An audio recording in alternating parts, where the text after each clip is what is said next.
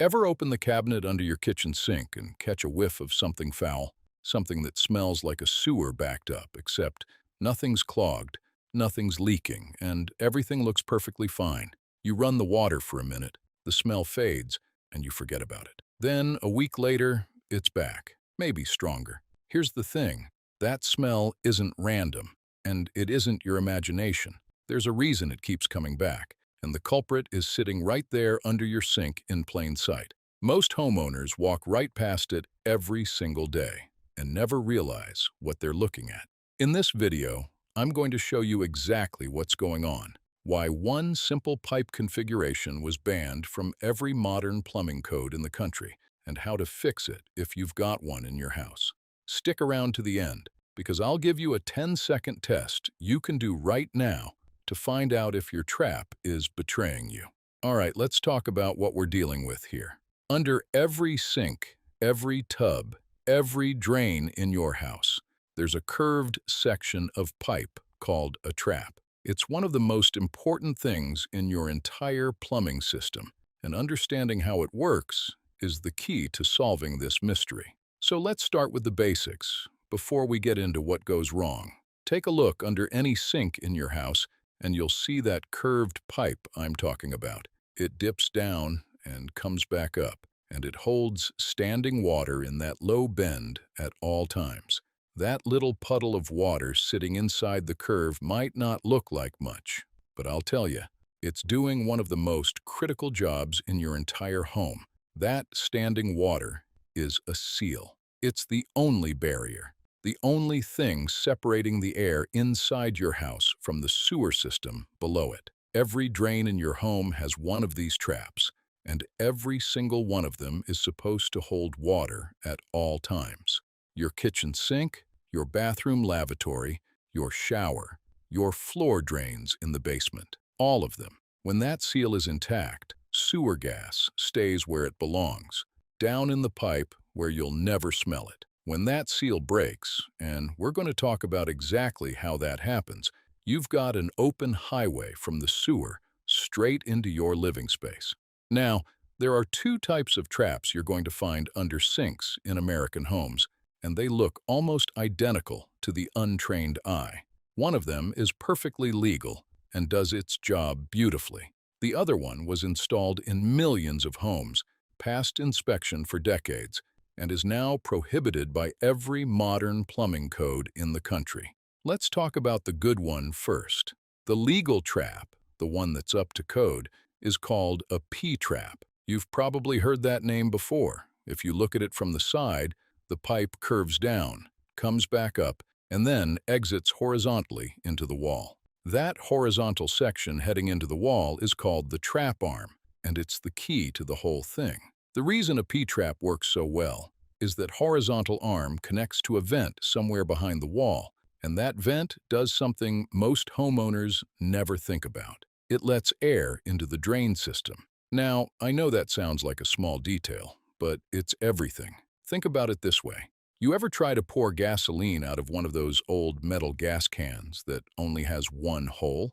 The gas glugs and sputters and barely comes out. But the second you punch a second hole in the back of that can, it pours smooth as water. That second hole lets air in behind the liquid so it can flow freely without creating suction. Your drain system works the exact same way. That vent pipe, the one that goes up through your wall and out through your roof, is the second hole in the gas can. It lets air in behind the water as it drains, which means the water flows smoothly. And more importantly, it doesn't create a vacuum that pulls your trap seal dry. The P-trap plus proper venting is the combination that every modern code requires. And when it's installed right, that water seal stays put every single time you run the drain. Now let's talk about the other one, the one that caused all the trouble. It's called an S-trap, and between you and me, it's one of the sneakiest problems in residential plumbing because it looks so close to the real thing. If you glance at an S-trap under a sink, you'll see that same familiar curve, that same dip and rise. But here's the difference, and it's the difference that matters. Instead of exiting horizontally into the wall like a P-trap, An S-trap curves back down a second time and drops straight through the floor. That's it. That's the whole difference. One goes into the wall, the other drops through the floor. And for decades, nobody thought twice about it. S-traps were installed in millions of American homes, from the early 1900s right through the 1950s and 60s. Builders used them everywhere because they were easy to install, especially when the drain line ran below the floor instead of behind the wall. They passed inspection. They looked fine. They worked fine until they didn't. And the reason they fail is something you can't see with your eyes. It's invisible, and it's a little sinister. By the way, if you're finding this advice helpful, do me a small favor and hit that subscribe button down below. I put out new videos like this one every week, walking you through repairs that'll save you a small fortune in plumber bills. Subscribing is free, and it's the best way to make sure you don't miss the next one. All right, let's continue. Here's where the mystery gets solved. Remember that gas can analogy? The second hole that lets air in so the liquid flows without creating suction? An S-trap doesn't have that second hole. There's no horizontal trap arm connecting to a vent. The pipe just drops straight down after the bend, and that vertical drop is the problem. When you fill up a sink basin and pull the stopper, a big slug of water rushes down through that trap all at once. Because the pipe drops straight down with no air behind it, that column of falling water acts exactly like a piston in a syringe. It creates suction, a vacuum, and that suction pulls the standing water right out of the trap bend behind it. It's the same physics as drinking through a straw. The water that was sitting in that curve, the water that was your only seal against the sewer, gets sucked right down the drain along with everything else. And just like that, your trap is dry, empty, wide open. Now here's the telltale sign, and this is important. If your sink smells worst right after you've drained a full basin of water, that's the siphon signature. That's the smoking gun. A small trickle from the faucet usually won't trigger it, because there isn't enough water volume to create the siphon effect. But a full basin draining all at once? That's exactly the kind of rush that pulls the trap dry. The smell fades after a while because a little water seeps back, or you run the faucet again and refill the seal. But every time you drain a full load, the cycle repeats. The trap empties, the sewer opens up, and the smell creeps back in. So what exactly comes through an empty trap? Now listen, this is the part that gets people's attention, and it should. When that water seal is gone, you've got a direct, unobstructed opening from the sewer system into your home. The first thing that comes through is sewer gas. We're talking about hydrogen sulfide, which is that rotten egg smell, and methane. At low concentrations, hydrogen sulfide causes headaches, nausea, irritated eyes, and that general feeling of something being off in your house. Most folks just chalk it up to a musty cabinet or an old garbage disposal. But I've been in houses where the concentration was strong enough to make your eyes water the second you opened the cabinet door. At extreme concentrations, and I'm talking about very poorly ventilated spaces, methane is flammable. Now, is your kitchen sink likely to build up explosive levels of methane? Honestly, no. But in an enclosed basement with multiple dry traps and no ventilation, that's a different conversation. And it's one of the reasons code takes this seriously. And gas isn't the only thing that travels up an empty pipe. Insects, drain flies, even small rodents can come right up through an unsealed trap. I've seen it more times than I'd like to remember. Cockroaches coming up through a dry basement drain, sewer flies breeding in a trap that lost its seal. It's not pleasant, and it's completely preventable. Now, the fix that changed the code is really two things working together, and I already touched on both of them. The P-trap gives you that horizontal arm into the wall, and the vent stack, that pipe running up through your roof, gives the system air, so the siphon effect never happens. Together, they keep that water seal locked in place no matter how much water you send down the drain. Every pipe going through your roof is a vent, And if you've ever looked at your roof line and wondered what those pipes sticking up are all about, now you know they're not exhaust pipes. They're air intakes for your drain system. They're the second hole in the gas can. All right, so how do you know which one you've got? This is the easy part. Go open the cabinet under your kitchen sink or your bathroom sink.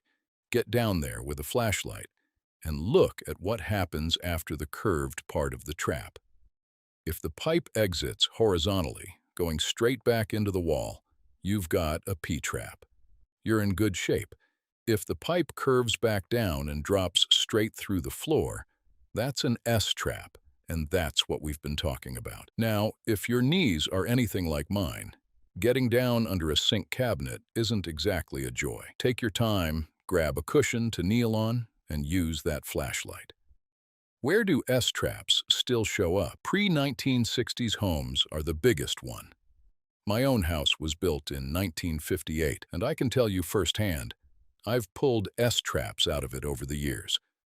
You'll also find them in basement wet bars or laundry sinks, where somebody ran the drain straight down into a floor drain below. DIY installations are another common one, because S-traps are easier to rough in when you don't have access behind the wall. And mobile homes, especially older ones, tend to have them because of how the drain lines run beneath the floor.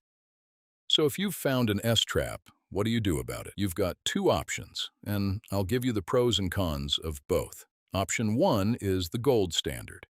You re-pipe the drain to a proper P-trap with a vented trap arm going into the wall.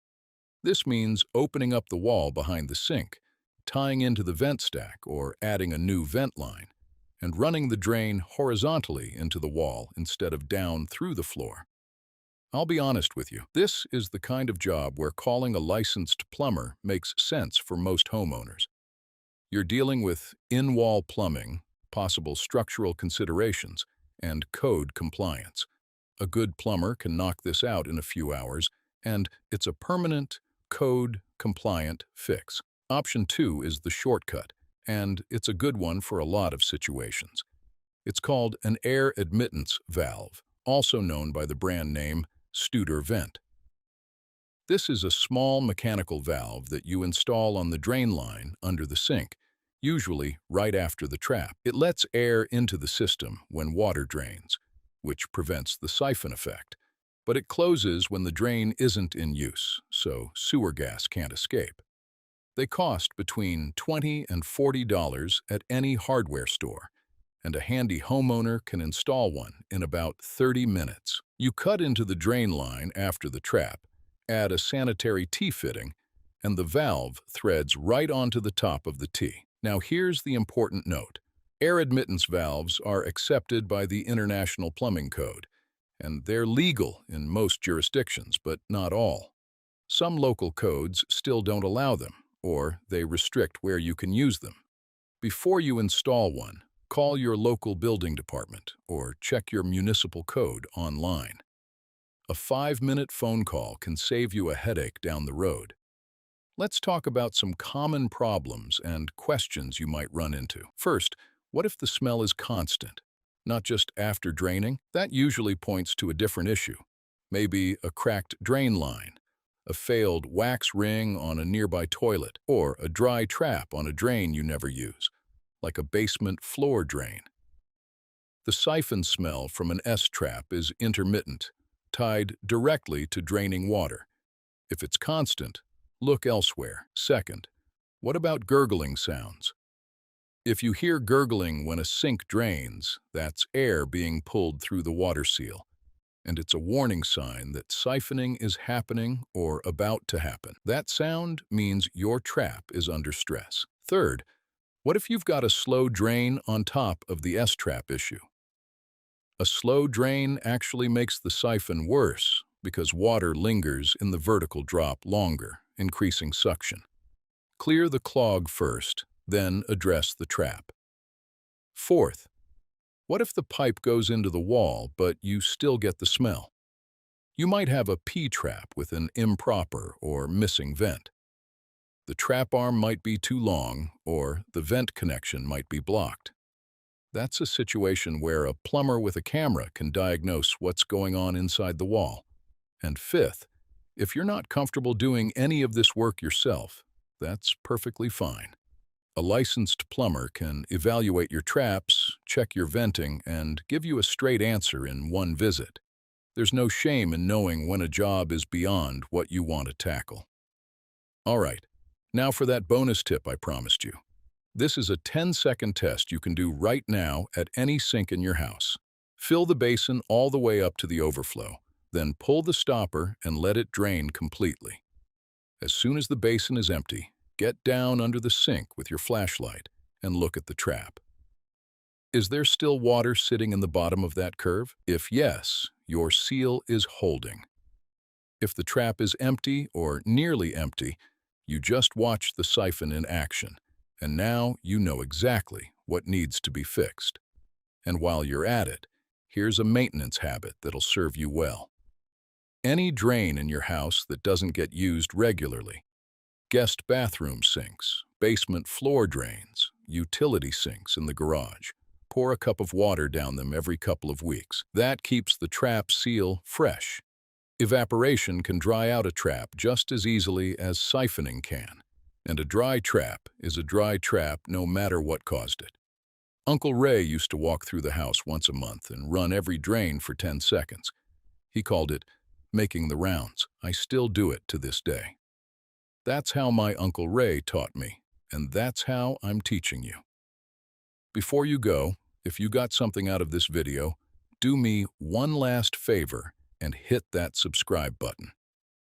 I put out new videos every week covering real-world plumbing repairs, money-saving tips, and the kind of know-how that takes years to pick up on the job. Subscribing costs you nothing, and it makes sure these videos show up in your feed when you need them. Thanks for watching, and I'll see you in the next one.